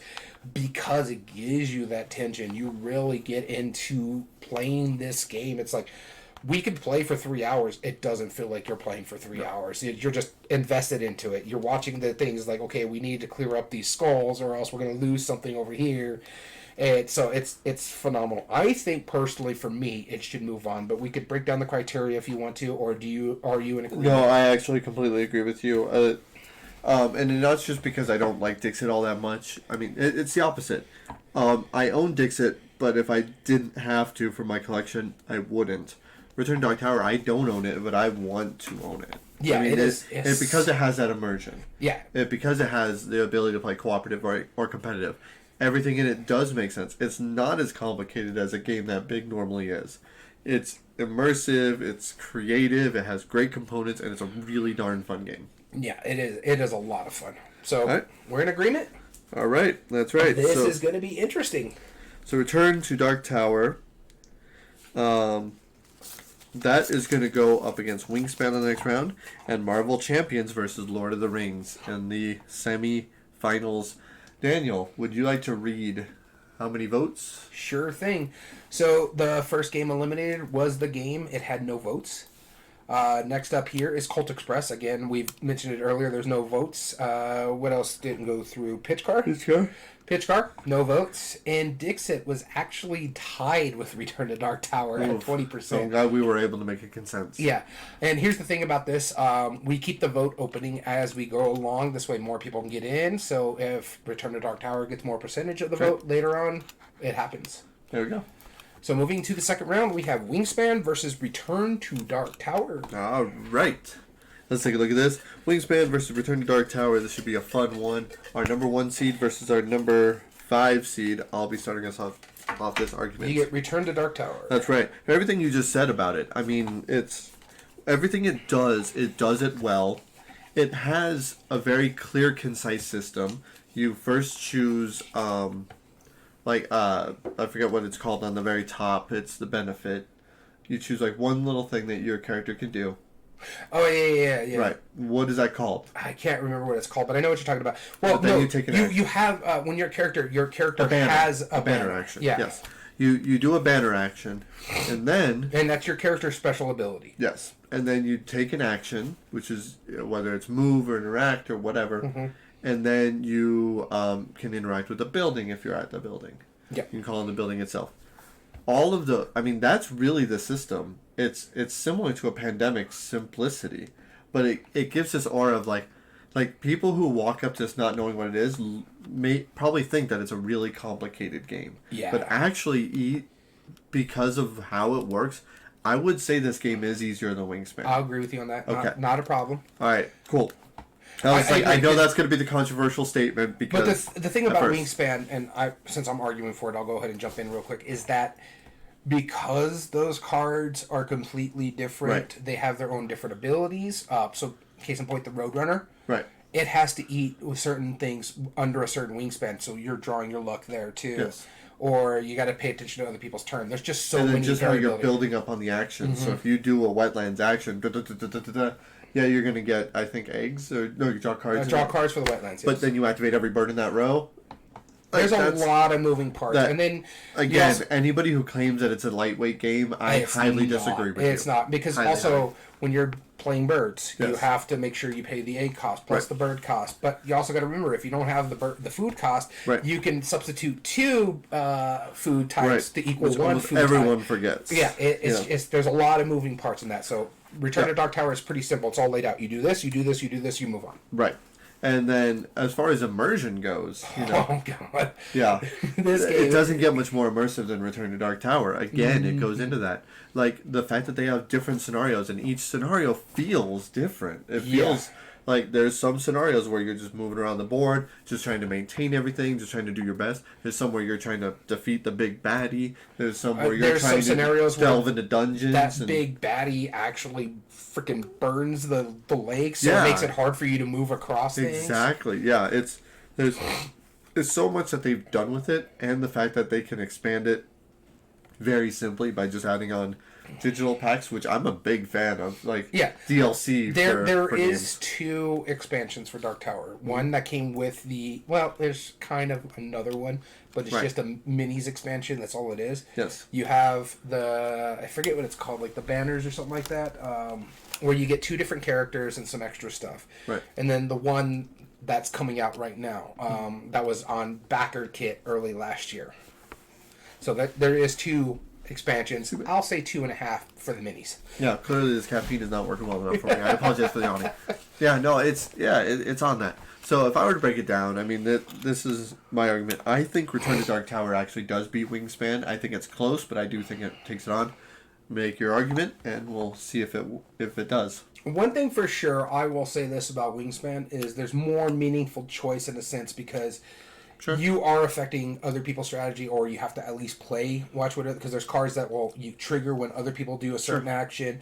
So, but other than that, I can't disagree with you. Now, I will say this, when it comes to the art production side of things, though I really like Return to Dark Tower, and I think it wins this one just because of that Dark Tower, Stonemaier is probably the creme de la creme when it comes to art and production for their games.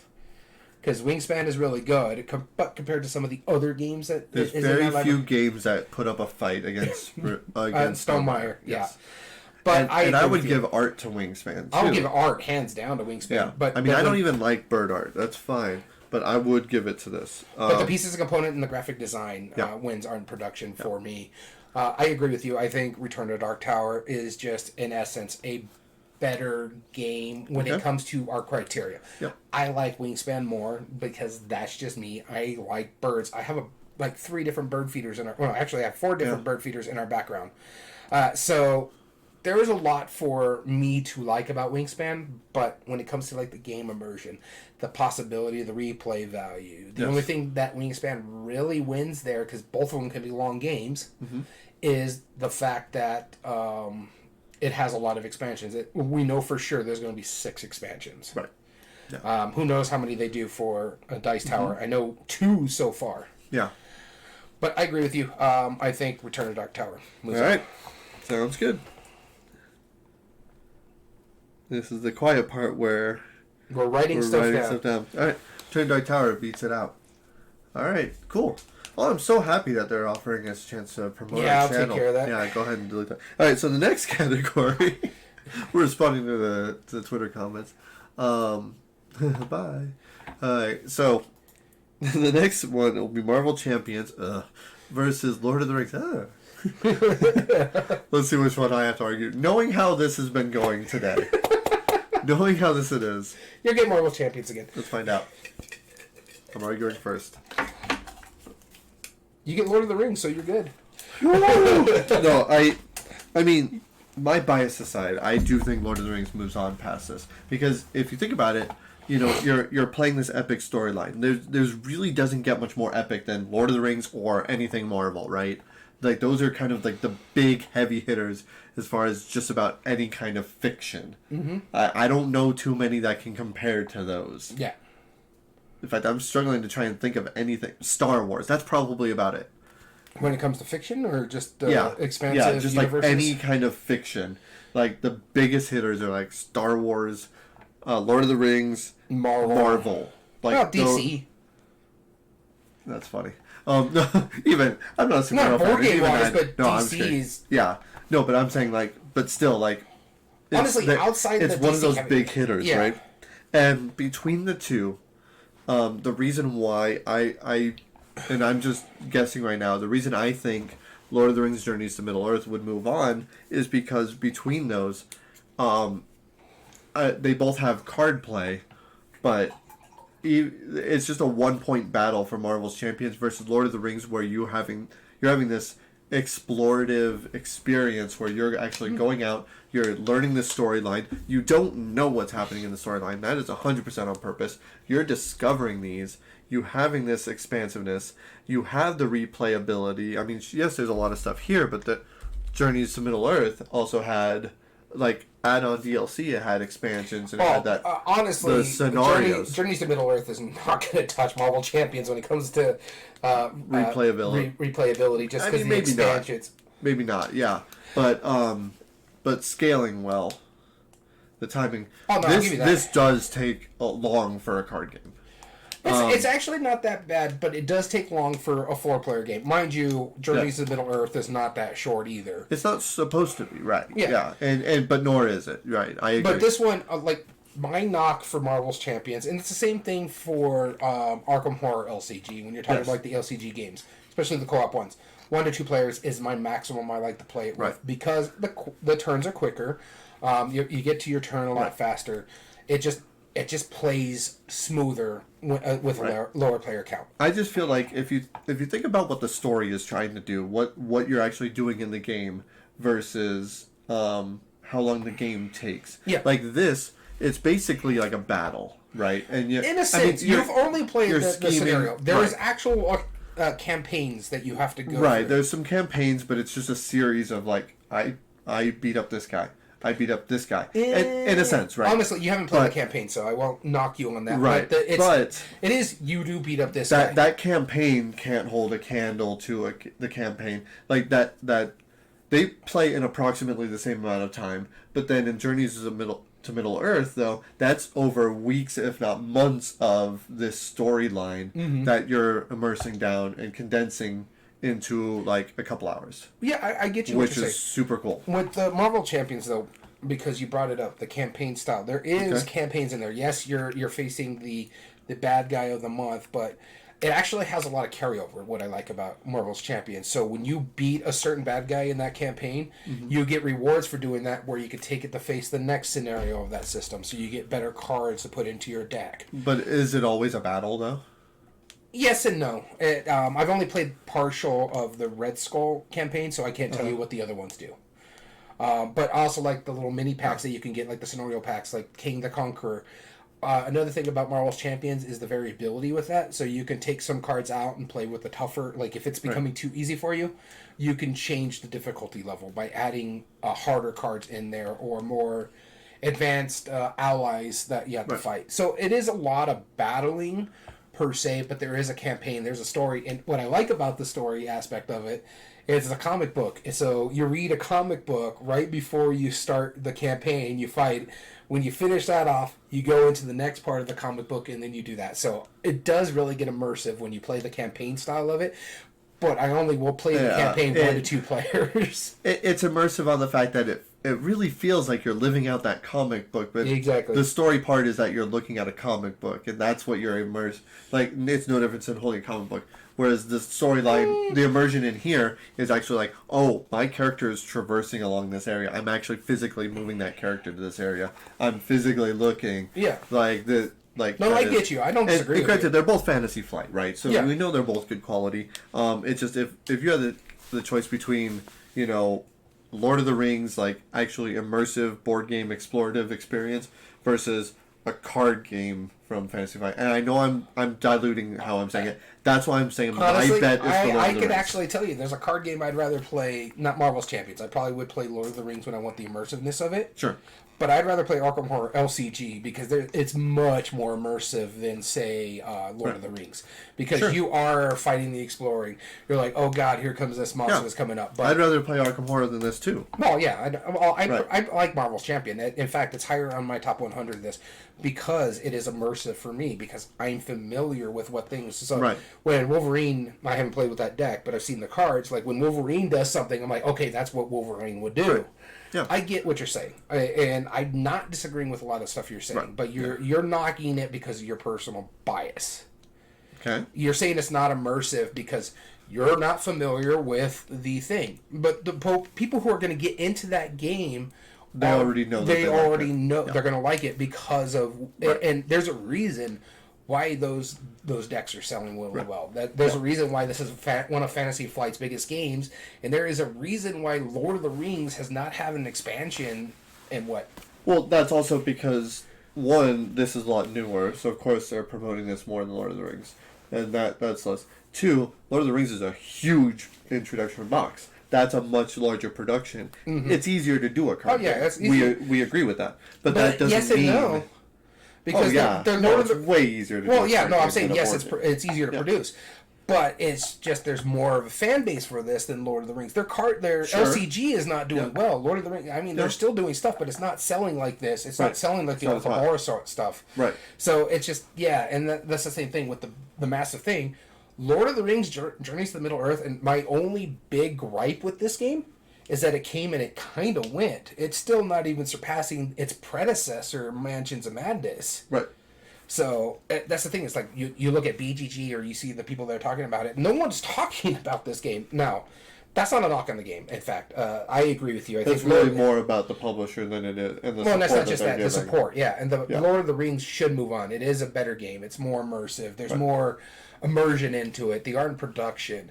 But my thing is Marvel Champions. Out of these two games, I play Marvel's Champions hands down because I don't even, as much as I like Lord of the Rings, I'd rather play the other game in this line. Sure. Whereas compared to Marvel's Champions, there's an Arkham Horror game in this one. I'd rather play Marvel Champions because it's a much easier game to play than Arkham Horror LCG. Okay.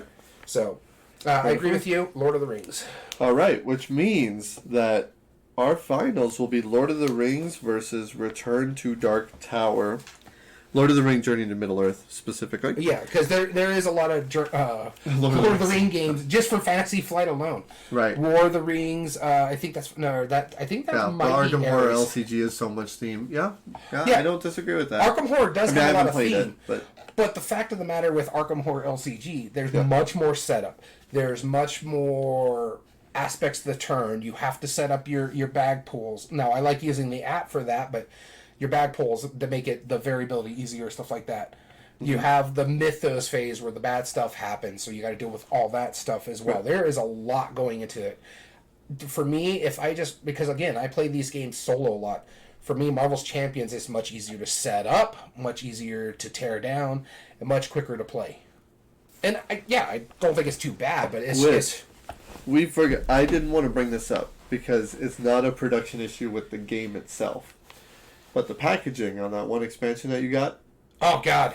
Oh, don't even the tuck box. The freaking corrugated cardboard. The large tuck box at that. It was an obnoxiously large tuck box for what? Like basically 2 decks or whatever it was? There's 4 or 5 in there. Yeah, that was ridiculous. Yeah, it's the newer, because you know how they're splitting the new series. So you can have the mythos, which is the campaign aspect of it, or you can buy the players, the characters. Yeah.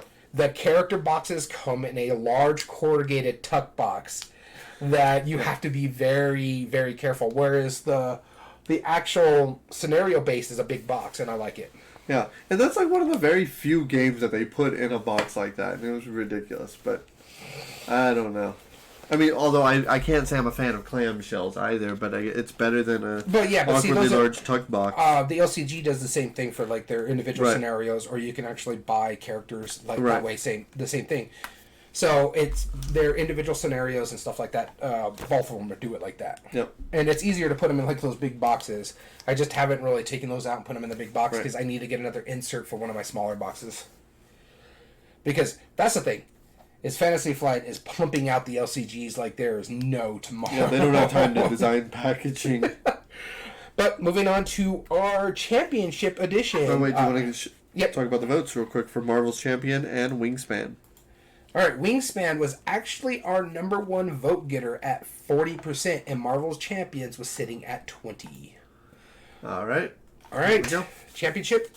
Return to Dark Tower versus Lord of the Rings Journeys to Middle-earth. And in this final round, we don't even flip the coin. We don't debate. We break it down to each of the 5 different spots. So if you like this part of the round, stay tuned for week 4 of our month, because now we're going to turn this whole part into like into like its own episode. It's kind of cool with our deep dive. So, all right. Is there any of these, we're talking about specifically ease of play, replay value, meaningful choice, game immersion, and art and production? Is there any of these that actually stand out to you? One does. I know it's going to be a controversial thing, but I think art... I disagree! I think art production is better in Return to Dark Tower. Yes. I actually agree with that, because almost all of it is solid on both ends, except the tower. Yes. The tower is what pushes that it over so the much top. over the top. And the thing too is... And that's against an app-driven game, which, by the way, this also is app-driven, and motor-driven, and LED, and speaker-driven. And it's just so cool, because it really gets you into that element. You hear everything in the background. Yeah. When that tower starts going... and you're like, oh god, it's on my side. Why do I gotta pull this up? And then even like when it's like, oh, the tower is about to move, everyone takes that collective... All right, everybody. Yeah. Oh no. God. Here we go. There it goes. Oh no. And then it's so exciting. It's such a memorable moment when like those things me, dump onto your... I know you're going to argue this point, but I think game immersion for me too is in Return to Dark Tower. So again, like I don't want to belabor it too much. I actually don't totally disagree with that. Both of them are fun to lose. Yes, very much so. Because we actually lost the Rings. I feel like, I do feel like, though, Dark Tower is a little more fun to lose, just because it is that cooperative effort, yes, but you're exploring the same way. It's just, it's a little more cut and dry. Mm-hmm. The player interaction, yes, there's player interaction. Although, mechanistically, though, I could stay on my corner of the board and probably not be a big deal with it. On Return to Dark Tower. Yeah, no, I don't disagree with you on that aspect. Right. But you really can't. Do you feel more like somebody delving into a like this dark evil tower in Return to Dark Tower, or do you feel like an actual like Lord of the Rings character when you're playing? I really don't feel like a Lord of the Rings character. Yeah, I kind of don't either. Yeah, because you have some of the characters, but they made a totally new character for the game. Right. And I get it, but it's pretty much, okay, I play these cards, this thing happens. My character is completely different and have really cool abilities compared to your character. Like, we were talking about the Brutal Warlord. Their really big aspect is to fight monsters and send their soldiers in there. Right. Whereas I was playing a character that, hey, I can strengthen people by sending banners out. I was playing one of the expansions, the Arkwright. So there's this kind of stuff. That's why I feel more with my character in Return to Dark Tower than I do Journeys to Middle Earth. I do agree with that. And then that memorable moment when those skulls fall out of it, or even every turn at the end of every turn when you drop in a skull, jump in, you're like, what's really funny about it is everybody turns to the gap like, is something going to happen? Yep. Okay, good. Yep. One of these days, I want to host you and bring you over, and I will Chromecast my screen onto my massive TV, and I'll set up my speaker system, and we'll play that. So when a thunderclasp hits, everyone just, jeez! I want that to happen. Oh, it'd be fun. It'd be really, really fun. So game immersion, I give to Dark Tower as well. Now, ease of play, I would give that to Lord of the Rings. And I'll tell you why. Okay. Simplicity, familiarity with the mechanism. That's literally just like, hey, you want to do something, like go over there and just interact, right? Whereas the same could be said for Return to Dark Tower. Well, you have 3 the banner choices. You phase. interact here or you interact here. Right. You have the banner phase. You have the actions phase, and then you have the locations phase, and then you drop a tower. And then you might have to change that depending on it. The big thing is, I think, likelihood of getting it to the table. It's Lord of the Rings. Yes. It's Lord of the Rings, right? But analysis paralysis, though. It's both, really. Yeah. It is, because you have to make a decision. Okay, I'm really good at exploring. I should go over there and take care of that in Lord of the Rings. Whereas you have a guy who's really good at fighting, so maybe he needs to go fight that monster. Right. The same thing with Return to Dark Tower. You have one person that's really good about moving about the map, and then you have one person that's really good about either dungeon delving or but I feel goals. like completing dungeon delving, completing goals, fighting with things, it's almost a press your luck game in Return to Dark Tower. It really and is. That can be because that is lucky, and that is prone more to analysis. Well, it's not really prone to analysis. It's not. Problem. No, I'm jumping ahead to meaningful choice actually, but prone to analysis paralysis. Yeah, it's a push. Because both of them was like, oh, well, I hear something dark or something rustling in the bushes. Maybe I'll check it out. Yeah, probably not. I feel like that. But I'll agree with you. I think ease of play goes to... Return to Dark Tower is not that hard at all, but nor is Return... They're both, Middle-earth. For the grandiose factor, like, they're both grandiose, big games. They're actually very simple for... both of them. Mm-hmm. And a big part of it, too, is because the app takes care of a lot of cleanup for you. A lot of Euro games have more rules than either of these games. Yeah. Yeah. But I like Return to Dark Tower more than Lord of the Rings. I'll readily admit it, but this is the reason why we do it this way. We have to break it down this way. Now, the reason why I was coming up here, so you might want to start working on like the meaningful choice, is because I need to check something. Oh, the number of expansions? Yeah. All right, that's fair. Meaningful choice. So 2019 is when Journeys in Middle-earth came out, actually. So I was not wrong. Yep. I didn't say you were wrong. Calm yourself. No. Is it full credits here? Yeah. Well, do what you gotta do. Okay, so as far as meaningful choice goes, impact other players' strategies. I do feel they're both really good at that. They're both very good at that. Impacting other players' long-term strategies. I feel like they're both lackluster on that. The strategies? Yeah. Other players, right. Yeah. It's cooperative, yeah. But it's also the tower, too. Yeah, but I also feel like in Return to Dark Tower, I would count that as a knock towards Dark Tower because, like you said, like that's a really thematic thing when like, oh, this river is now suddenly on fire. When that happens, you just don't go over there. Well, like, yes, any players who are on that side just stay on that side, and then we'll just go. Well, that not way. just that. Sometimes you have to go around the board because someone really needs to go over there and clean up. Right. So it's hit or miss, yeah. Yeah, but I don't feel like that's a big enough thing for it. And then as far as arbitrary choices, again, that's where I'm going into the press your luck. I would give meaningful choice to Lord of the Rings because of that. 2, 3. Very much so. Because the thing is, like I said, you're impacting But more. I think you still have to do your meaningful choice. Do you, because you get treasures. Right. You get your special abilities where you can lessen an attack value or using it for like your dungeon dwelling. But that you don't know what's happening. It's not pure strategy. It is a press your luck. Well, not necessarily. It is arbitrary. Well, the dungeon dwelling is press your luck because you don't know what's coming up. But if you're fighting a monster, you know what's coming up. So like if it's a magic or a beast monster, you know if you have the ability to fight it or not. Well, so that's not really an arbitrary choice. No, the only arbitrary choice how is much you have to put towards it. Like not knowing, because of course, if you plan it so you have way too much stuff, and you're like, oh, I'll just defeat anything that's my level. You don't have enough time in the game to do that. Well, you also got to be smart about how you're going to fight these monsters too, and sometimes you do have to dungeon dwell because that's one of the goals that you have to deal with to enact the final boss. Yes. Sometimes you have to go find into a goal. Like if you dunge this, okay, cool. Or to get a reward for another ally and stuff like that. So you're making it sound as not important as it should be.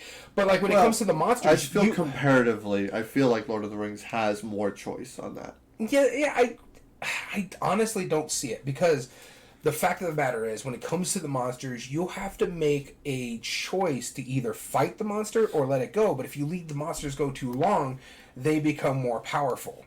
And then it's going to be more difficult to fight those monsters. So it's like, it's your kind of a push your luck aspect there, but you have to make a choice. Okay, we know they're going to become more powerful somewhere down the line. Do we want to leave them over there? Or maybe we should take care of the wolves because we've seen them swarm a couple of times on someone. So it's... Yeah, there's a lot of choice in that aspect when you go into the dungeon or when you go, or even for the fact that, you know what, we're going to fail this. We're just automatically going to let it go. something bad might happen, but it's better if we do this because it's a possibility for us to get closer to the aspect that we need to do. I feel, well then, just because of the nature of the games then, since they both do, I mean, I could make exactly what you said and make that case towards Lord of the Rings. So let's call it a push. Push on meaningful choice? Yeah. All right. And then replay value, I am seeing here for Lord of the Rings 8 expansions, and I'm not seeing promos. In fact, there is just a bunch of like minis expansions for characters, as well as like Spreading War expansion here. So there is more expansions on the replay value part of it. So like I said, see, no promo aspect of it. These are all expansions where it's character expansion plus DLC, or just DLC, which we don't know. Yeah, so, well, the DLC always, they'll have it on here because of certain stuff like that. So that's why you see, like, this one says figure pack. Right. Whereas this is the Poison Promise, because this could be a DLC or that could be an actual physical thing you have to buy. So on that aspect, there's 8 of it. Just on the expansions, that's what we're going to call it. Where I think the expandability wins that one. Mind you, both of them come with a certain amount of scenarios out of the box. I can't exactly remember what is in Lord of the Rings. I think there's 8 out of Return to Dark Tower. Okay. Plus 2. So honestly, for me, minimum number of plays to get the full experience is a push because that part. Right. And then length of time and scaling, well, they're both long games, so that's a push. So replay value goes to Lord of the Rings, in my estimation. Okay. Because both can be really long, even at full or less player counts. It's dependent upon the players. Okay. Minimum number of plays for the full experience. It's a push for me there as well because again it's scenario based. And the thing with Return to Dark Tower when it comes to that, you can either make it easier for yourself by putting all the monsters you're putting in there to kind of work together, like magic or beast and stuff like that. Or you can make it hard for yourself and just make all your monsters different. So there's variability for both of those games. Yeah. So for me, that one outright just goes to Lord of the Rings because of the expandability. Okay. Yep, that's what I want. So that means that we have a tie. All right. That's why we take it to the fan vote. And always these finale ones are always really big. So yeah, these are really big. So both of these are really, really good games. How dare they tie? That's right, Illuminous. So, to the fan vote, Journeys to the Middle-earth has nothing. So if Return to Dark Tower has any percentage of the vote, which it does, wow. Only a few, though. It only has 20% of the vote, but mind you, our algorithm kind of sucks because we haven't posted it in a while. But Return to Dark Tower, which has only ever won one top 8 debate, has ascended. That's right. But we've debated it a lot, though. We've talked about it a lot. And there's a reason why it's in my top 100 games of all time. Right. I think it's in yours, too. No, it wasn't because I don't own it. Yeah, but, that's right. If I did own it, it might be. Yeah, because it is... I mean, my top 100 are really just really great games. And I like Dark Tower a lot, but I don't know. Honestly, if you played also it like compared to Gloomhaven and Pandemic Legacy Season 1, it does make sense. It really needs to go up there. One, it's fun that we don't have to talk about it all that much, even though I like talking about this game. Right. But it deserves the 3rd spot so far. It is a phenomenal game. It's really well done. The production of value alone puts it up there. Right. Yeah, absolutely. Very good. So that's our next game. Champion of Champions, 3rd year edition. Return to Dark Tower from Restoration Games. Great job. Great game. Definitely check it out. You won't be hearing us debate about it anytime soon now. We'll probably talk about it in one of the other podcasts or something like that. I'm starting to make a rule as like, do we want to talk about them in audible mentions because we can't talk about them anymore? Yeah, of course we can. Yeah. Honorable mentions. It's one of those things like, I can only pull to honorable mentions. I'm pulling this game back in. Right, exactly. So we would definitely want to thank you for tuning in. If you ever want to join us on a live episode, like our friend Illuminous or anybody else who chats with us during our live recordings, check us out at twitch.tv/everydayboardgames. And now check for our new schedule that we'll be implementing, not implying. We're not going to assume the schedule. We're going to continue it. This is our top 8 debate. Next week will be Chits and Giggles. As well as all video re-uploads can be found on YouTube at Everyday Board Games 2020. And if you like what we do, there are 3 things you can do to help us grow on that platform. Subscribe if you're not. Like the video, and comment down below and tell us your thoughts on the subject. As well as all audio versions can be found on most podcast platforms under Everyday Board Games Podcast. This includes Spotify, Google, Amazon Music, and Podbean. All right. And if you ever want to contact us directly, you can. Whether you want to enter in a future contest, just say hello, say aloha, mahalo.